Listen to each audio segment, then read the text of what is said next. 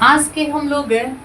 जो है इस लेक्चर में हम लोग डिस्कस करेंगे कि अगर डिफरेंशिएशन का ऐसा प्रश्न अगर आपको आ जाए तो आप कैसे करोगे। देखने में बड़ी खतरनाक लगता है लेकिन बड़ी जो होता है ना सर आसान होता है। समझे बात को ना, देखिएगा जरा। अब यहाँ पे प्रश्न ये है सर कि यदि y is equal to tan inverse under root में 1 माइनस कोसिक्स बटा में 1 प्लस में कोसिक्स तो dy बटा में dx ज्ञात करनी है। ठीक है, ऑप्शन ए में दिया गया -1/2, ऑप्शन बी में 0 दिया गया, ऑप्शन सी में 1/2, ऑप्शन डी में दिया गया y। तो ध्यान देंगे बाबू, हम लोग यहाँ पे देखेंगे y बराबर हमारे पास में है sir y is equal to tan inverse under root में 1 माइनस यहाँ पे cos x है, अब बट्टे में यहाँ पे 1 प्लस में cos x है। ठीक है, अब यहाँ पे देखिए रहे सर कि हम लोगों को पता है कि 1 माइनस अगर cos x रहता है, ध्यान दीजिएगा 1 माइनस अगर cos x रहता है तो इसका जो फॉर्मूला होता है sir 2 sin square x by 2 होता है, जबकि 1 प्लस में अगर cos x हो रहा है तो इसका जो सूत्र होता है 2 cos स्क्वायर x बाई 2 होता है। मतलब हमारे कहने का सेंस ये है सर कि अगर ये माइनस रही तो ये 2 sin स्क्वायर x बाई 2 हो जाएगा, अब यहाँ पे प्लस रहेगा तो यहाँ पे 2 cos स्क्वायर x बाई 2 हो जाएगा। ठीक है, अब यहाँ पे ध्यान देंगे, अब यहाँ पे बातें यहाँ पे ये सर कि y is equal to tan inverse है,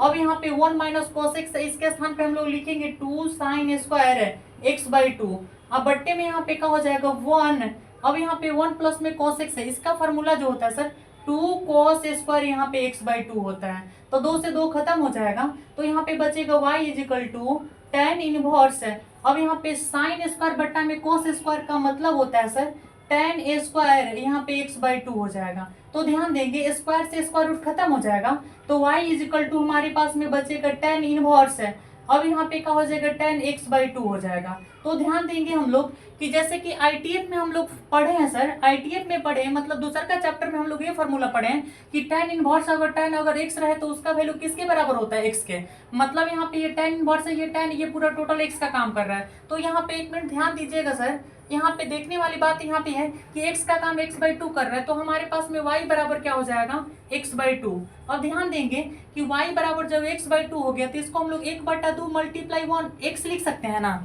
ठीक है, कोई दिक्कत नहीं है। फिर यहाँ पे इसका डिफरेंशिएशन करोगे DWR2 XV गेट अगर आप करोगे तो यहाँ पे dy अपॉन में dx की वैल्यू अगर निकालोगे 1/2 अचर राशि बहरी और dx बट्टा में dx कट गया तो हमारे पास में dy बट्टा में dx बराबर कट आ जाएगा कितना 1/2 इंटू में 1, मतलब इसका डायरेक्टली ओरिजिनल जो आंसर होगा dy अपॉन में dx बराबर 1/2। तो यहाँ पे देखेंगे हम लोग कि